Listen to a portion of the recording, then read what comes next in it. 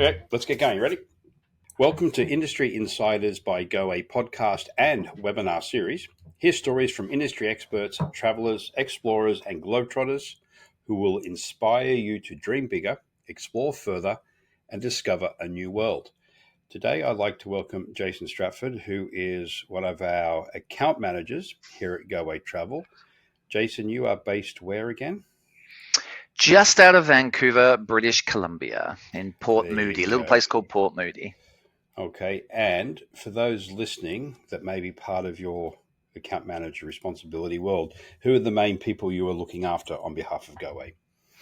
My accounts are Expedia Cruises, Mm-hmm. AMA Travel out of Alberta, Yep. and the Ensemble Group for Okay. Canada. Also look after Western Canada as well. Okay, Yeah. and for everyone listening out there as well, even though Jason has those responsibilities, if for any reason you can't find an account manager, Jason and the rest of the team are able and more than happy to help out with anyone from any consortium or any travel agency, but the ones that Jason just listed are the ones that he's responsible for. So, Jason, just for our listening audience and viewing audience for that matter, you want to give us a bit of a background on your history within the industry and what you've done and whatnot? Sure, and you probably noticed we both have similar accents. Both of us are from Australia, but different parts in Australia. I'm from Adelaide, so South Australia, the city of churches. Moved to Canada in the late 90s, actually. So I've been in the industry for 30 something years. So it's been quite a while. But I moved to Banff in Alberta, first of all. And actually, this has got a lot to do with probably what I'm talking about too, my trip that I'm about to talk about, my love of mountains. And that's where it started, was in Banff. I moved from basically a very semi-arid type conditions city, Adelaide, which was very flat. Very beautiful though. It's nice. Yeah. Great place to grow up in and a great place to visit as well. And I moved from there and just found it was completely different in Banff in Alberta. I did what most Aussies did and ended up staying after a working visa. Loved it so much and never really looked back. So it's all been about mountains and so on for me. Now, the previous role that I had, so to answer your question, was with Australian Pacific Touring, APT, a coach tour operator out of Australia that are huge in New Zealand for escorted coach touring and also Australia. And I was the sales and marketing manager for North America for 9 years and had a really close working relationship with Goway that whole time. Goway was our number one seller of escorted coach touring to Australia and New Zealand, which they still are, or we still are, I should say now. We still are now, yeah. Yeah. So I moved when I left due to COVID. I was also looking for other opportunities anyway. So coming to Goway was a nice move for me. And when I did come to Goway, I moved into a reservations manager role and of the Asia and Africa team, which was different, and then moved into a coaching training role for new stuff that had come online. So new reservations, people that had come online, helping them on the floor, what we call on the floor in reservations. So my background is varied with Goway already with my 2 years that I've been at Goway, and now being an account manager, it's great. I feel like I can answer most questions that are thrown my way. So there you go. So I think it needs to be pointed out too, on the APT front, as Jason said, there's still a partnership with Goway and APT, but now we are the exclusive representatives of APT here in North America. GSAs, yep. Yeah, TSA. So, GSA. So, Jason, if you are, not Jason, those listening, if you have questions about APT in particular, Jason is definitely the man to go to because he knows it intimately. For sure. But again, all our destination specialists know it well as well. But Jason, obviously, for obvious reasons, is the man in regards to APT. So we are here today to talk about Jason's recent trip to Europe, his love of mountains, his love of the Julie Andrews pose of the arms wide out, which we saw on some of his imagery. So the reason that is one to hear Jason's experiences and recollections of his recent trip there. His enjoyment of the outdoors. But something he brought up when we were chatting to set this up is how you can customize Europe, and we'll obviously be focusing on where Jason went, and how Goway can help you assist with customizing in general, but again, in this case, around Europe and the areas he visited. So I guess the easiest way to do this is give everyone, please, Jason, a quick overview of what your itinerary was, start, finish, and then we can jump into the details of it. Yeah, absolutely. To your point, yeah, customization, it's a tough one. What I did, I could not have done without the help of some of the destination specialists at Goway, giving me their insights, giving me their tips, and that's why you use somebody like Goway. It's especially when you're going to a place like Switzerland, it's very tricky with train travel, trying to work out an itinerary that makes sense and that you know that you're spending enough time to get the most important things done. And that was the key thing for me, that my itinerary, I try to throw in so much in 2 weeks. I try to see as much as I can with the thought that, hey, I'm probably not going to go back to this place because I like to visit new places. Yeah. However, on this trip, and you'll find out when I get talking, there is definitely one place that I would even move to if I could. So and that'll come up. That's early on in what we're talking about. So I will talk about that. So overall, yeah, my trip was one night starting off in Paris, and then moving from Paris into Switzerland through Basel, then to Engelberg, Switzerland, then down to Zermatt, then across to Vaduz in Liechtenstein. Liechtenstein, yep. And then from there into Innsbruck, Austria, from Innsbruck up to Munich, then from Munich to Salzburg. So finished in Salzburg. Salzburg's beautiful. Yes. Yeah.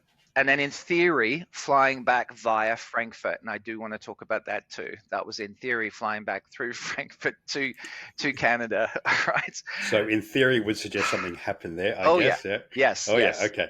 Yeah. So as we just touched on flights, I know this is a pretty obvious one, but let's just go over getting to, well, you started, in Paris. So that's an easy one.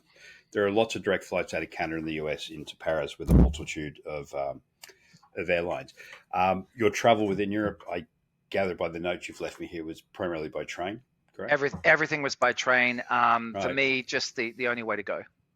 Okay. So fantastic. When you arrive in a city, excluding Paris, which you got off a plane and then went to, well, it was probably inclusive of this as well, but when you went from a hotel to a train station and a train station to the hotel in the arriving city, were you doing it by foot? Were you getting private transfers? How did you swing that? Well, because I'm a very big planner, my tip would be to always have the hotel near a train station, but that's just how I prefer to travel. Some people want the arrival transfers included, so they have that little bit extra luxury, and it also means they can stay in other hotels that are not necessarily right by a train station. So I get that, and we're really good at doing that. I mean, we can customize that, so we put transfers in everywhere if you want. For me personally, I liked being, especially when you've only got one night stay, I wanted to be close to the train, and I knew my train station. I knew my itinerary was all about trains. So for me, it was, and I always say this wrong, but it's a Gare de Lyon station in Paris, Gare de Lyon. Yep. And that was simple because it was a train from Charles de Gaulle straight to. Okay, so your arrival transfer. Yeah, I got a train straight away. Yeah, okay. So I wanted to do that too. I mean, I had to make one transfer, which I had my luggage, so there is something for a transfer to be included for sure if you want it to be a little bit easier and someone picking you up. Particularly if you have lots of luggage. If you have lots of luggage, two or more people, yeah. Now I didn't on that point too. I actually took carry-on. My partner and myself took carry-on because we knew we were going to be doing a lot of train travel, and we also knew that the aircraft that we were flying on would be big enough to have. Enable us to put our carry-on in the overhead compartments. However, that all changed because our flights were cancelled on the way out, and we went via somewhere else where the aircraft changed. So we had to check it anyway. But it was more for the point of actually your train travel within Europe. I find it's just a little bit easier. But we'll get to that in a minute too. Yeah. So the reason I bring that up is when I went to So my history at Goway, for those who don't know, is I spent a lot of time in literally and looking after Latin America and got used to that way of life down there, which very, very comfortable with. And then Goway expanded and we opened up Scandinavia. So I went over there and did some exploring, and I hadn't been to a European destination forever. It's always been Latin America, and they're very, very different. And I remember getting off the train. It was in Oslo in Norway, and just walking to the hotel, and I'm very comfortable with that. But I just know that some clients may be a little bit nervous, particularly in the big cities like heart of Paris, getting off a train, finding their way, even to a taxi or walking from a safety security point of view. Yep. So while, as Jason's mentioned, if you've got a hotel near a train station, I really don't think it's a big deal. But we would always, at least on first arrival, once you get comfortable somewhere, then be a bit more independent. But definitely on first arrivals, even at a train station, particularly if it's, as Jason says, away from the train station, taxi at a minimum, private transfer would be our recommendation. Would you support that statement, Oh, Jason? 100%. Yeah, I totally agree. And in my case, I knew the hotel that I had booked was right next door. Right by it. Like it was actually right next door. So, but that's why I also chose it, because it was only one night, and this trip was not about Paris. I've been to Paris before, so it was more just a stopping off point. And to that point as well, I would always recommend a night in the beginning or at the end, staying in a big city before or after your flight. Absolutely 100%, because it happened to me on the end. In Salzburg, trying to connect through Frankfurt to come back to North America. So if you have that one night before your one flight to North America, I just think it's a great way to go. Well. So I did the same with Paris. If I didn't actually do the one night in Paris, I had the next morning I had an early train set up to go from Paris to Basel, that I would have missed if I hadn't been able to rework my flights. I was lucky I could rework my flights that got kind of cancelled on the way out. And of course we have a 24-hour line as well, customer service, and all our team is amazing for that. Yeah, there you go. Yep. But I just did it myself because I know what I'm doing. So I just changed it. But I thought about that. I thought, wow, because at one stage I thought they had me on the next day. So I thought I can't be on the next day because I have a train that morning. So thankfully I did have a one night in Paris. I managed to change the flights where I just got in a bit later. It didn't affect anything, and I still could go off and continue the trip the next day. That's a really good expert tip, is just building it. I know it adds a night of accommodation to budgets, but in hindsight, too bad. If everything goes smoothly, you think, oh, I could have done without that. But it's when it goes wrong. It's like a lot of these sort of things that you don't know how valuable it is until something goes wrong, and we hope that doesn't happen. True. But definitely a buffer on arrival and departure for any destination is a good tip. I mean, especially you come off long flights and you're going to be tired anyway. Then you have to go and navigate to get to the train to go to another country or another destination. I mean, to me, it's just great. It's a no-brainer to me. It's a no-brainer. Anyway, agreed. Anyway, so that's Paris in a nutshell. I mean, so it was through there. I've given you the itinerary of where I'm going to. I can go through some more detail now, particularly of Switzerland, if you're ready. Okay, well, excuse me. I don't think we need to get into too depth of everything you did. Yep. Because that will just take us for hours. We'll be here 6 hours. Awesome to hear. But really, if you can just touch on things that you did and how the organizational and the logistics of the destination specialists assist you and etc. Yep, absolutely. All right, so I wanted to start with it was really about Switzerland. I really wanted to get in and have a real good look at Switzerland and the mountains and so on. So for me, it was starting off in somewhere that was close to Switzerland that I could fly into, which was Paris, close-ish. And then, a few hours by train the next day through to Basel. So I started off on the western side of Switzerland, right on the edge, and starting off in Basel. Okay. Never been there. There is a direct train. This is Goway books URL passes, direct train journeys. This one was an actual booked reservation. So there is a choice between the two. You can always book flexi passes for Europe, for URail, Swiss Pass, and I'll get into that in a minute. So ultimately what I did is I did the transfer via one point in Paris because it was a little bit cheaper. And it was very easy transfer, and the the platforms are next to each other in most cases. It's so easy.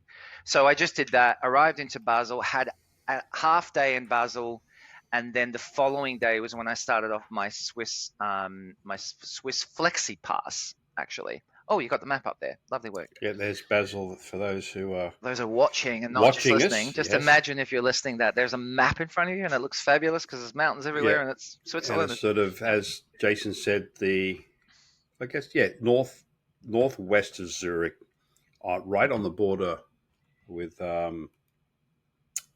Yeah, France. With Germany. Well, or France and Germany. Yeah, France and Germany. Yeah, so Basel, great place to start. I mean, it's a very famous place. Most people know it because of the river cruising, that it kind of ends or starts there.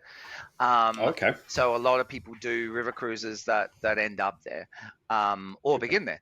So, but they don't really give it much time. So for me, Basel's one place that I think I could live in. That's not the one I was saying that I would move to, but its population 500,000 people.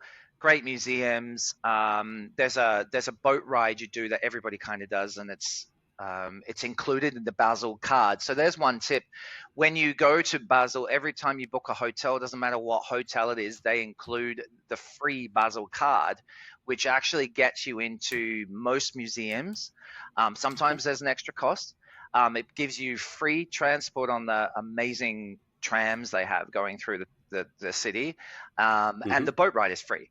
So you just buy drinks and food on board if you like. And the boat ride's like 50 minutes, and it goes either direction of the river. So it's so I would just say, so you don't even have to worry about Basel. You just turn up and you've got all these things included, and I'd say use them. So we actually did an e-bike. We got on an e-bike and rode around and checked it out and loved it. And there's just so many funky little places, little bars actually even. An old oil refinery that they turned into a bar.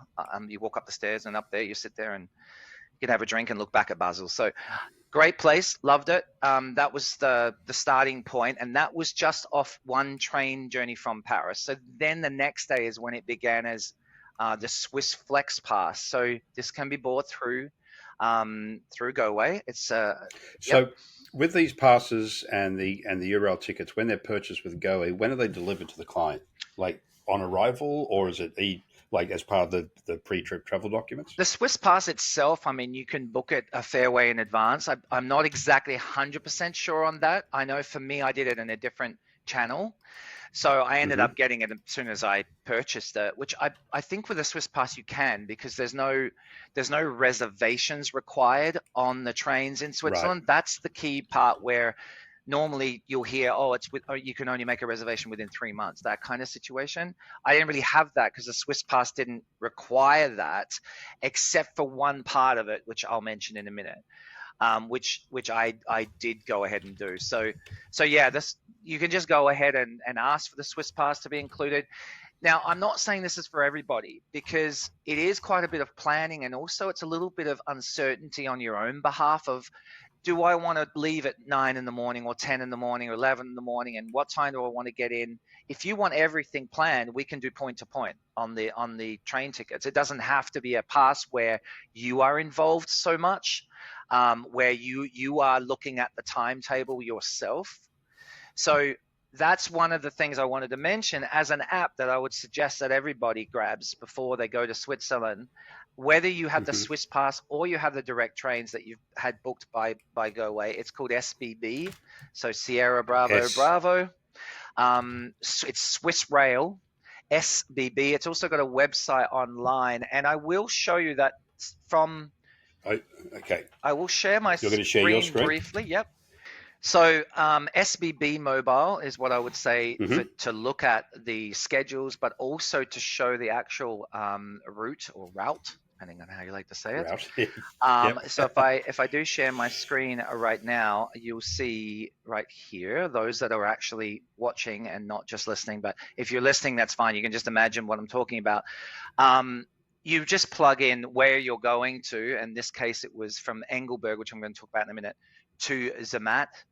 And Bahnhof means train station in German. So it's like the main train station. So you'll see that pop up, Engelberg, Bahnhof. And you can see here that there is 4 change of trains. I could not avoid that. So but there are different times. I could leave at 8, I could leave at 9, I could leave at 10. Now, the point of me showing you this and having mobile is that when you open it up, it's going to show, oops, I'm sorry, it's always the way. It timed out, of course. But yeah, when you do Engelberg, you can pop in where you're going next. Now, I already had a plan of where I was going anyway, but this is just so that this you do on your mobile as well. Looks exactly the same. Okay, so when you've popped in where you're going from and to, you search for your connection. I'm looking for anything after 8 in the morning as a departure time, and it's going to give you 8 in the morning, 9 in the morning, 10 in the morning, and so on. This is purely, you're going to have the Swiss pass. So you're not actually booking anything. All you're doing is looking at connections. So when you open up the little plus on the side, what I loved about this is that it will actually show, you can see on the map where the platforms are between the two. So you can see I've got 7 minutes in Bern from platform 3 to platform 5. And when you click on show on the map, and again, this works. Oh, we got maps and everything. It works perfectly on your mobile, and that's the thing that I really needed, because when you've got 5 minutes or something, you're thinking, and you're just about to get into the station, you're like, I better have a look at the map and see which track it's on and where I walk to and go around to. It's fabulous. I love it. So for those that are not watching, what this app is bringing up is a visual map of where you get off the train to where you need to get. So it's very self-explanatory on how to get from one platform to another. It's so good. So, and that also shows how once you're traveling, once you do have the plan of attack, that actually it's very easy to go between. This was 4 connections to do train travel within Switzerland. So just wanted to, I wanted to make that point. So yeah, no, that's good. So anyway, so that's the kind of situation. Something that I would suggest that everyone would have is have an app. And also, while we're talking about, if you're having an app, it means you're using data and so on as well. Please note, it's very, very easy these days to get an eSIM card. That's a big tip from me. Get an eSIM card for your phone. It cost me all of $25 US for the Orange eSIM card. I'm not getting commission or anything from that company. I'm just saying that's who I used, and it's actually really easy. You can you order it online. It's it's an e version. So you get an email, you pop the code into your phone, it gives you instructions, and once you're traveling, once you hit Europe, you just flip between the SIM and it's done. So I just suggest So that SIM card is not just for Europe; it could be for anywhere. That one particularly that I bought was for the countries in Europe where I was going. Right. Yeah, so and it's actually a company based in France, but that doesn't matter. But it actually covers the point of this too is be very careful, because some don't include Switzerland or Liechtenstein, where I went to. So this one does. So Orange eSIM, super cheap, 12 gigabytes it gives you for 2 weeks. I figured that should be enough, and it was. And I use it for hiking and all sorts of things and looking up maps. So I just think it's great to travel like that. And who knows, you might need it to get out of an emergency as well. So I just think it's a huge tip. All right. Okay. So your next stop was? Yeah. So next, I went to Engelberg. So I don't know if you can show that on there, but you can probably see that. It's on the screen. Yep. So the good thing about Engelberg is that not many people know about this place. So I had a choice after Basel to either go to the Jungfrau region of Switzerland, which is called the top of Europe, the mountain. You can go up a gondola at the top of Europe, or to go to Engelberg, which people didn't really know about. And I want to go somewhere that not everyone knows about. So it only took about an hour and a half to get from Basel. So that was the good thing. You could see from, or could hear from what I was just talking about, from Engelberg to Zermatt was long, 4 hours. It was an hour each journey, but the train travel is amazing. It doesn't matter. You're seeing scenery, and the connections were easy. So when I got to Engelberg, it's like 5,000 people. The place looks like, for those that it's a ski resort in a way, but more like a town, like a place you would live in, like suburbs and so on, but only for 5,000 people. Not as touristy. Right. Has all the cable cars. So a little bit of history. This is how most people got around for decades and decades in Switzerland, were by cable cars. They didn't have roads. They actually put in cable cars instead. So farmers and so on would get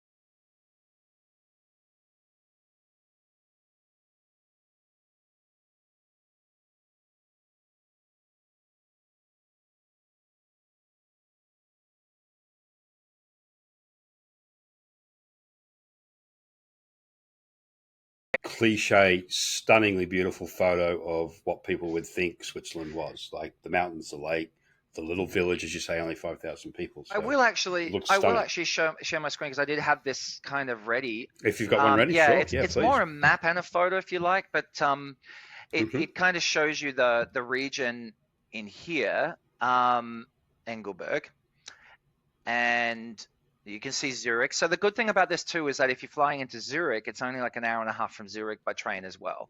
So everything is pretty Right. much through Lucerne or through Interlaken.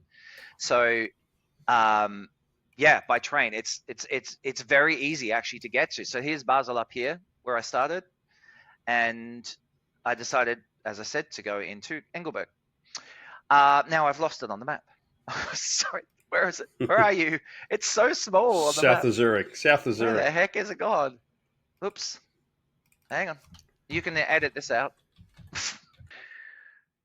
So Engelberg is nicely placed. It's a cute little town. It's beautiful scenery. It kind of reminded me a little bit of Banff in Alberta, where I started off my Canada life, where the mountains kind of surround you. It has a mountain called Titlis, which I love that name.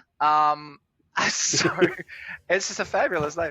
So I actually had a local there meet me, somebody in the industry meet me at Engelberg and gave me the story of where the name came from, and I will read that to you in a minute if you're interested. Mm-hmm. But this is basically showing you that all these red lines on this map, for those that are watching, shows where the cable cars go, and over here you can see this here, it says Titlis on the left hand side. I don't know if that's visible, but there's a lake around it called Trubsee, I should say, Trubsee. So that's the first point you can go to from Engelberg, and it's brilliant for hiking and so on. Then you change gondola for a different type one, where you go straight to the very top of Mount Titlis, where there is a cliff walk. So it's like one of those bridges that normally you would have a magnificent view. I had clouds the whole time, but it still was fantastic. There's a glacier cave. There's so much to do, but this is kind of typical of Switzerland. You get to the top of a mountain, they have these glacier caves and so on. But this place just... Did you do any yodeling? Any yodeling? Yeah. Don't you yodel in the Swiss Yes, Alps? you could. And it is funny that you do say that, actually, because there is also a funicular railway that goes along from the same part. So we also did that at a separate... We had a couple of nights so that we had a full day to do things. And we actually went up a funicular, and there was an art walk that you can do at the top of the funicular. I just like saying funicular. And from there, we yodeled with the cows. Yes, so you could hear the cowbells. Oh, you did? Okay. You could hear the cowbells just in the distance. And so we went and chatted and looked at the cows. And interesting point, the Swiss cows apparently are the happiest cows in the world. So I do want to mention that.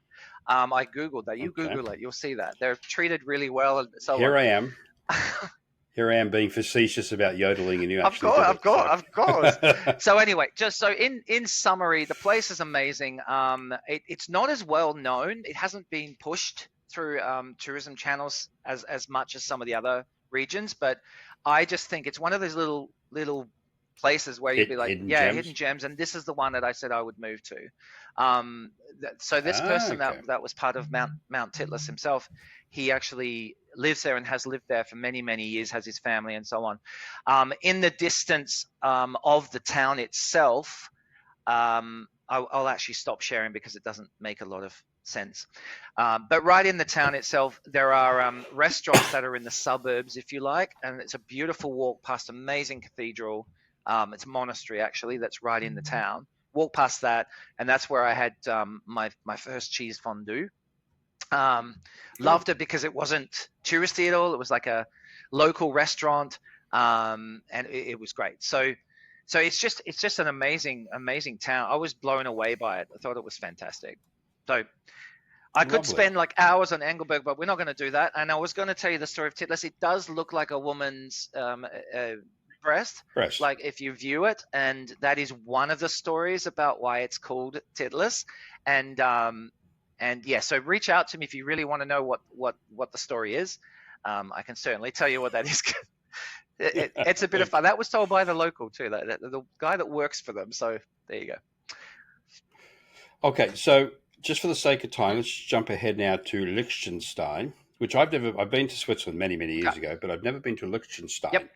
So what drew you to Liechtenstein? Yeah, it's when you're coming out of Zermatt and you're trying to get to another destination like Austria. That was my point of where I was trying to get to next. So I was going to go from Zermatt, which is a great town. That's like a skiing town, but also like Banff, Jasper, other places like in the US as well, I guess in Colorado and so on. So great place, Zermatt, by the way, but let's not forget that. I saw the Matterhorn. It opened up to me.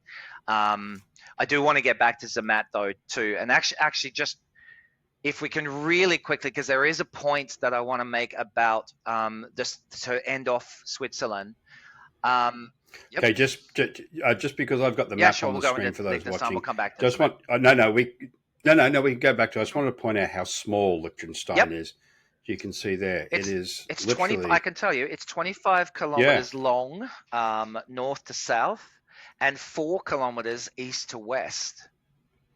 Yeah, it's craziness. Now, is it a country? Is it a country or a territory? It's a country. It's a country. Yeah, and it's also the world's richest country by average GDP. The world's richest country based on GDP per capita. Oh, really? So it's And again, for those listening, it literally is the little sort of gateway, as Jason was mentioning, from Switzerland going into Austria. If you're going east-west, so you wanted to jump back to the Matterhorn, I believe. Yeah. So just before we get into Liechtenstein, but with Zermatt, I came across some tourists that were there for one night. They'd never been there before, and this was at the end of our stay in Zermatt, getting on the train, the Glacier Express to the Vaduz Liechtenstein area, and talk about that in a second. But I ran across these tourists, and they basically said, I asked them what they did in Zermatt, and they said, "Oh, we just walked around the town. We had a look around." I said, "So you didn't see the Matterhorn?" Because the weather wasn't great, but they didn't give themselves enough time. They said, "We really wanted to see the Matterhorn," and I thought it was strange because firstly, they only spent one night. Weather conditions can get in the way of you doing something that you really wanted. It's mountains. Yep. So we had 2 nights just in case, but also one of the biggest things is during the Gornergrat Railway, which is like a funicular, but it's a traditional railway that's been around for a long, long time. Goes up the mountain all the way to the top, and it gives you the best view of the Matterhorn. So I mentioned that railway to them, and they had no idea what I was talking about. And I could not imagine going to Zermatt and not doing the railway. So there's not only the railway that gives you the view, but there's also the Glacier Paradise on the gondola. And that also is a must because it's a different side and a different view, and you're going over the top of glaciers and so on. And I was just shocked and blown away by the fact that I was told about this through Goway, through our destination specialists, and couldn't imagine being in that situation where I came across somebody and they said, "How did you not know about the Gornergrat Railway?" Like, it's an absolute must. So if that was me and on a trip and I had been told that and I hadn't had it in my included conditions, I'd be upset and think, who am I booking? A little bit upset, yeah. So that's so it's a big point about you book through specialists like we have at Goway for that reason, to get these tips, because you come away and you're like, I can't believe I didn't see that. So luckily, because I did the Gornergrat, I spent time at the top, the weather parted, and the view and the angle that I was at, I could see the Matterhorn. So I do have a great picture of that where I'm opening up to showing the Matterhorn. So I did want to make that point, that it is very important to book through a specialist because you'll miss these opportunities. So the other part of it is Glacier Express is a bucket list for people. It's a scenic railway. It's one of those great rail journeys of the world. You can leave from Zermatt and go to St. Moritz, or vice versa. I go from St. Moritz and come across to Zermatt. It's another good tip with that too, which Goway would tell you, is that if you try to book it, some of this stuff books out a year ahead. If you try to book all the way Zermatt to St. Moritz, which I tried to do, and I only planned this 3 months prior, you can often find you don't have any availability. So what you can do is you can break it apart. So I broke it apart and went to a place called Chur, Chur, pronounced Chur, which is in Switzerland and is right on the border, very close to Liechtenstein. So this is the point of Liechtenstein. Okay.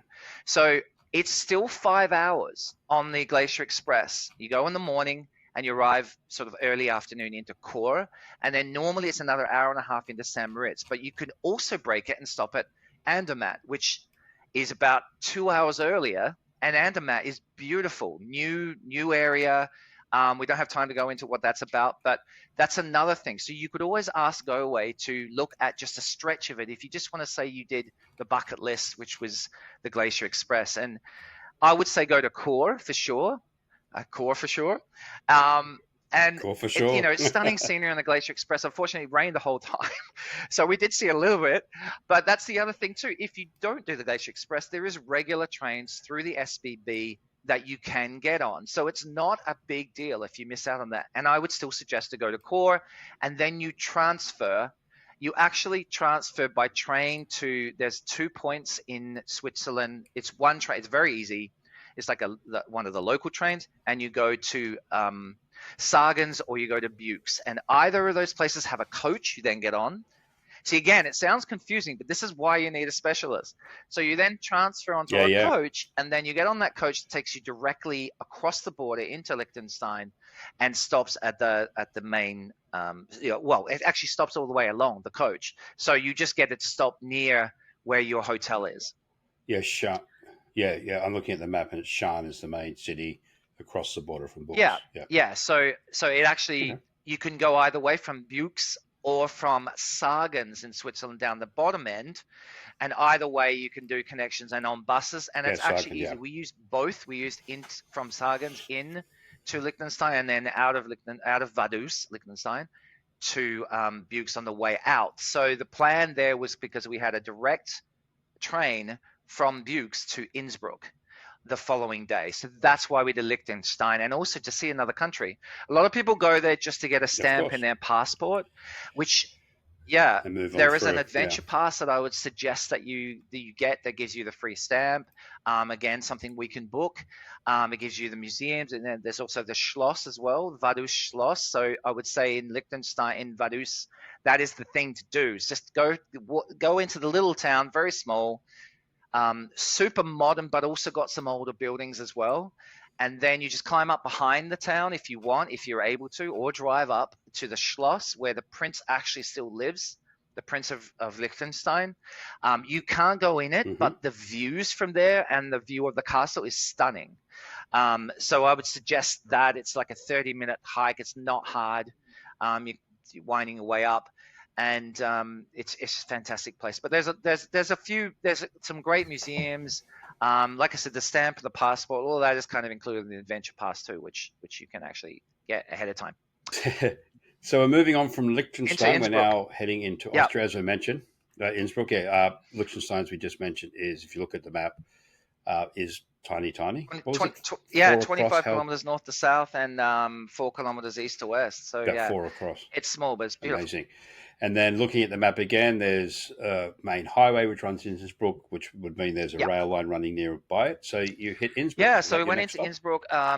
Had no clue about this place, Austria. It's a part of the Tyrol part of Austria, which has quite a bit of history going back to the Austria-Hungarian times. And because of that, and the Roman Empire was all part of that.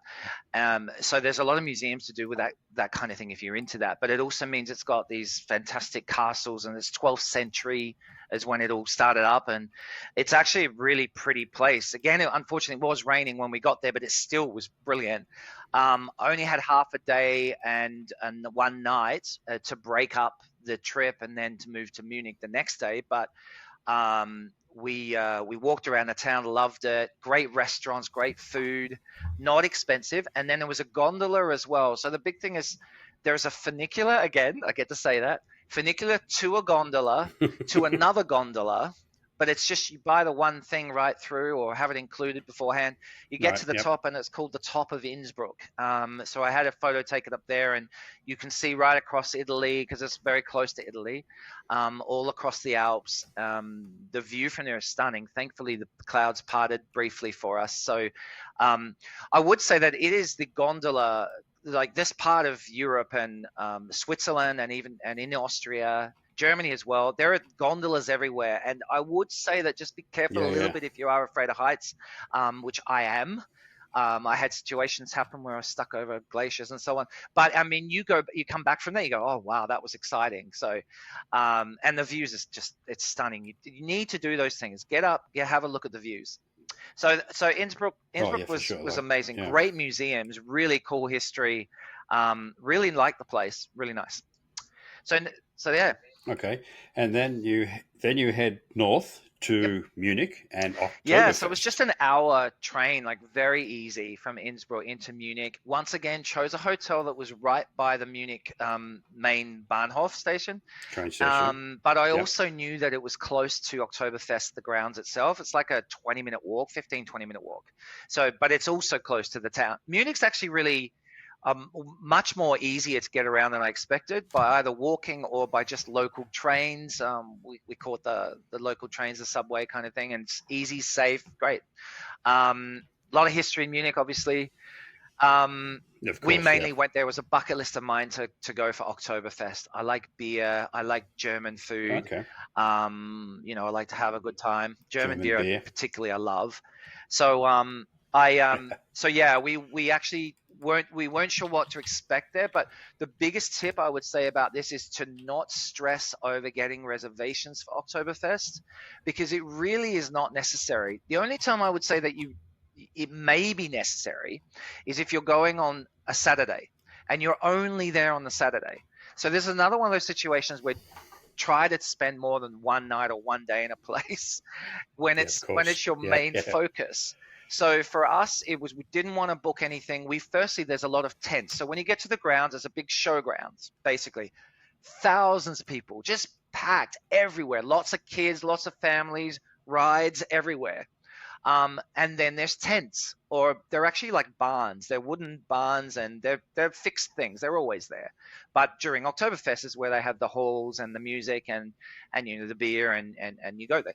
So we decided we weren't sure which one to reserve. I mean, how do you know? There's like 12 of them, big ones. So how do you know which one? You look online, you spend forever. So I'd say you don't need to reserve anything. We had no problems. We were there on a Sunday evening, although we were told to go earlier because we won't get a spot. That wasn't true. We had no problems getting a spot. If there's just a couple of people and you're going, you can turn up and you just go straight to one of the servers.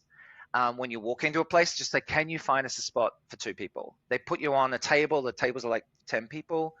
They just plop you on there. It's never a situation where you really have to worry about the people accepting you to sit there or not, because everyone does it. Right. It's just everyone does it. Yeah. So that's a huge tip, because I was really stressed about this. I thought, it's a bucket list. Do I need to book a reservation for it? You really do not. And then you also, otherwise you're stuck in that place too. You want to go and try the different ones. So there is one in particular that has the best chicken. It's Bavarian style barbecue chicken. We started with that because I heard a tip that you must go to that tent. Now I've forgotten the name of it. It starts with an H. But come to me if you really want to know which one that was. Fantastic place. So beer's great excitement. And we went back the next day as well. Couldn't help it. Of course you did. Dress up as well. Everybody dresses up pretty much. I'd say 80% of the crowd dressed up. Lederhosen, absolutely.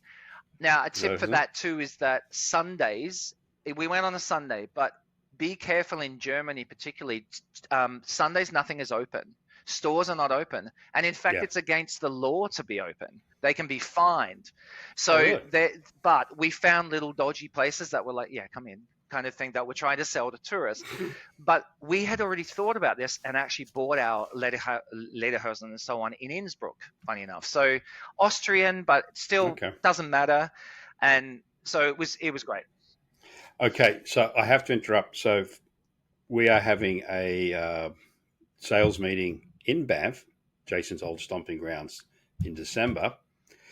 So Jason, you know where I'm going with this. Jason's already mentioned Banff is very similar to the Swiss Alps, the Austrian Alps. So if you have your Lederhosen, I think you should bring it with you to Banff, and we'll get a photo for everyone to see. Excellent. I'm not going to let you answer that one. So again, just for the sake of time, your next site that you went and saw, and something I've seen years ago.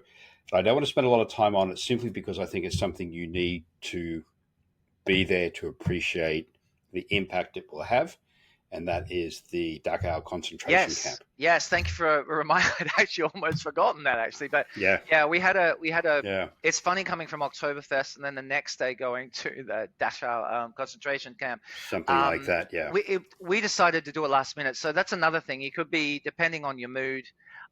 We just decided to go because it's actually an easy train from Munich. Yeah, it takes like exactly. 30 minutes. Again, for those who may be listening, it's just a short hop, as you say. Yeah, north so we Munich. actually chose to do the train, and when we arrived, we also chose to not get on the bus, which is always traveling between the town and the train station, and also the camp. Instead, we did the Path to Freedom, I think it's called. So it's where the prisoners of war actually did their walk when they weren't on the trains from the train station, and we wanted to just experience that. And there's plaques along the way that tells you about what happened along the walk and why they were doing it, and so on. And just to see that and experience and feel that 40-minute walk, we just did that. And then, after the camp, you can get the bus back or e-bike, which we did. Uber, you use Uber. And again, with the data plan, just used Uber, and Uber has e-bikes everywhere. So anyway, so Uber has you don't have to sign up or anything. It's just there. You just look at Uber. Yeah, so it was great. So we got that on the way back, saw the town. So Dachau itself, the town is beautiful, by the way. It's super pretty. We had a beer in a pub there, great place. But the concentration camp, I mean, obviously it's not for everybody. I just thought it was stunningly clean and clear and so much information. I think it should, I agree it mightn't be everyone's taste, but I think everyone should, if not that one. If you're in Europe, I think you should experience one of the camps for a very sobering experience. And let's not get into it because there's so many things that go with that, so much baggage in regards to that. But it's definitely, in my opinion, personal opinion, experiencing that is well worth it if you have the opportunity while you're in. An interesting fact I didn't know was that was actually the first one to be built, and so that I didn't know, and so the other ones were modeled based on this one, and this was like early 30s, and it was for political prisoners initially, which all did start from Hitler actually. I mean, that was his idea, I believe, to start that up for political prisoners, but we won't get into that, and I probably shouldn't say the H word. All right, so. But great. Okay, so let's go on to the nicer things. Yes. The finish of your trip is now from there, from Germany, back to Austria and to Salzburg. Yes, absolutely. So again, very easy, about an hour and a half train, I think, from memory, which is one train. There's lots of options. Europe's great for this. Yeah, it was so good. And actually, we chose to do a later. We actually finished with 3 nights in Salzburg because I just wanted a nice sort of longer ending, and I wanted 2 full days to do some things there. And so we got a late train to Salzburg so we could have more time in Munich as well, which meant we went back to Oktoberfest. So we went to Salzburg. Really pretty, great little spot. There's so much there. I mean, where do you start? I mean, the Mozart birthplace. It's such a beautiful city. Sound of Music. Mozart. You've got the Sound of Music fame. But I remember I've been there a couple of times, albeit a long time ago. It's just one of those places that stuck in my memory because of its just postcard beauty. It's just such a beautiful area. Like the city itself, the surrounds. Yeah, and it's easy. I mean, it's a walkable city too. That's the big thing as well. They also have the Salzburg card, by the way, which I would suggest to have included, which Goway can include for you. Same with Innsbruck. So both Innsbruck and Salzburg have the Salzburg and Innsbruck card. It's so much easier to have that included because you just use it and you tap on things. Yeah, to go into museums, because you want to go to the Mozart's birthplace and then the Mozart's residence, just to see it. Really, to be fair, I didn't think it was that amazing, but I loved inside of it because it was hard to really picture it because it was like a museum, but at the same time the location of it. You get like. I can see where he got all this from because it's a beautiful square, and you could see where you could write music from. Passionate music from when you're in beautiful surroundings like that. So that for me was a big thing. And the castle at the top as well, amazing. Just the views from the very very top. I've actually forgotten the name of it. I can't pronounce it anyway. It was Huspel or something. It's the very top of Salzburg, very easy to get to. Again, included with your pass to go up the gondola, the funicular actually again, and then love that word.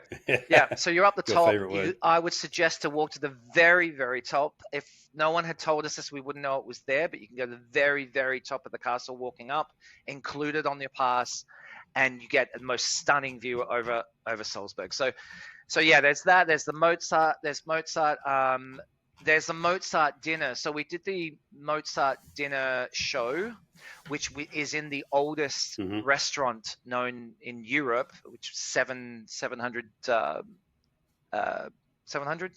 AD, I think. Yeah, 708. AD, yeah. And Wow.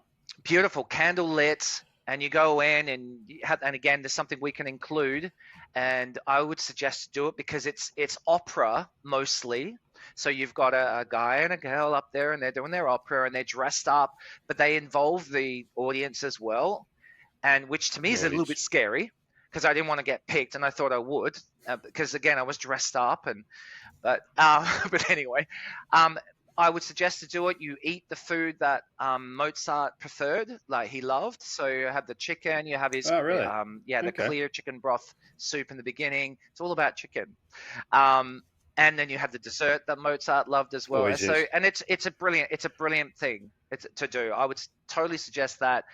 And then I guess we should finish on the Sound of Music tour, operated by Panorama Tours, who are the original company that started up Sound of Music tours way back right after the movie.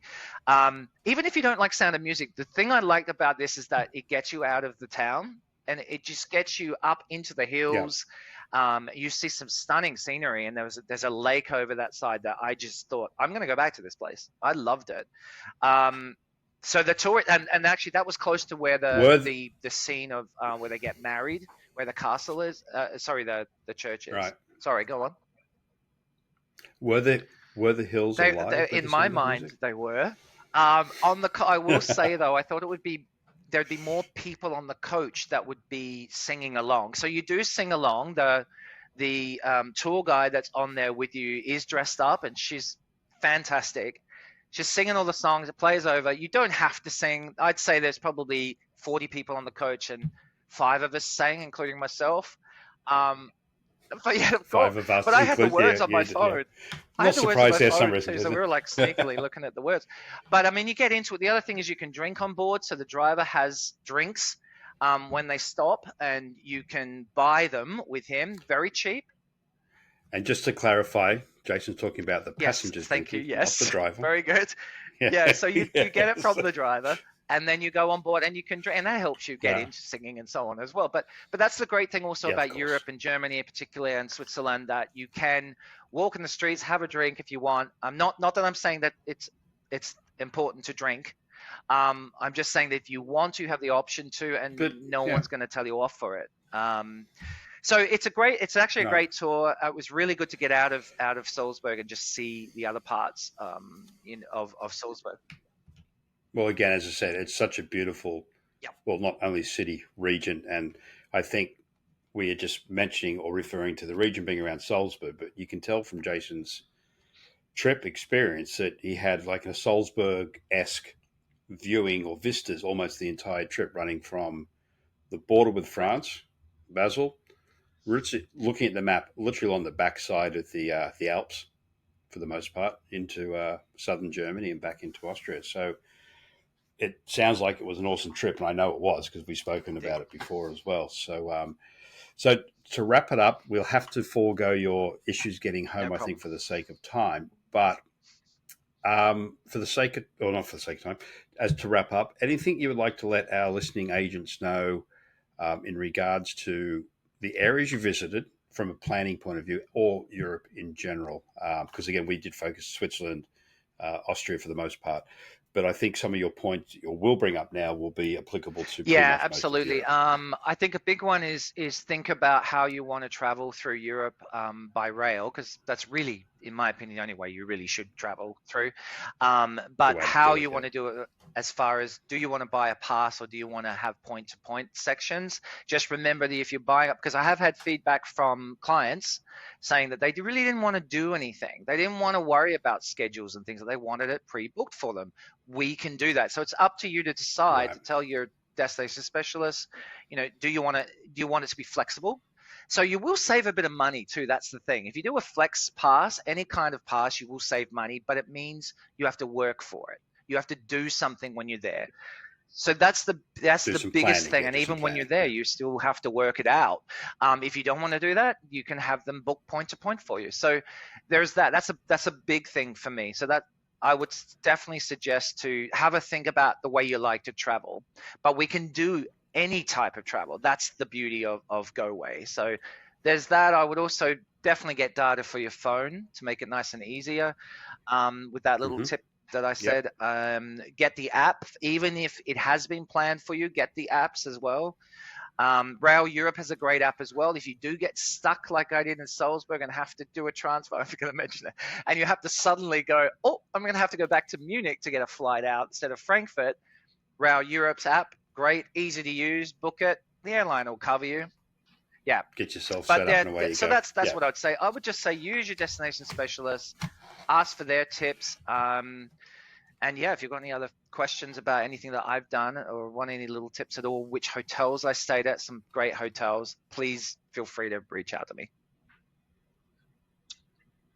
Okay, well, we will wrap up on that note. So as Jason says, if you do have any questions about Switzerland, Liechtenstein, or Austria, you can go directly to Jason, but we recommend from there. Look at it's nice. We do recommend you go to the destination specialists first, because they have as much knowledge and experience as Jason does. They travel extensively to the regions as well, all destinations, not just Europe, and they can help you out. And I think the message that you get from today, other than the great experience Jason's has had and his partner, is that whatever you can think of, Goway can make it happen for you regardless of destination. It can be rail, road, air, combination, all rail.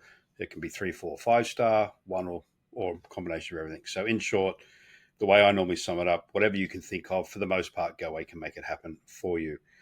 So on that note, I'd like to thank Jason for his time today and regaling us with his excellent trip that he just had. If you want to contact us, reach out via gowayagent.com. All our contact information is there, or your destination specialist that you're working with now or in the future. Thank you, everyone. Thanks, everyone. Have a Thanks, great Professor day, and we'll Goway. talk to you soon. Thanks, Jason. Thanks.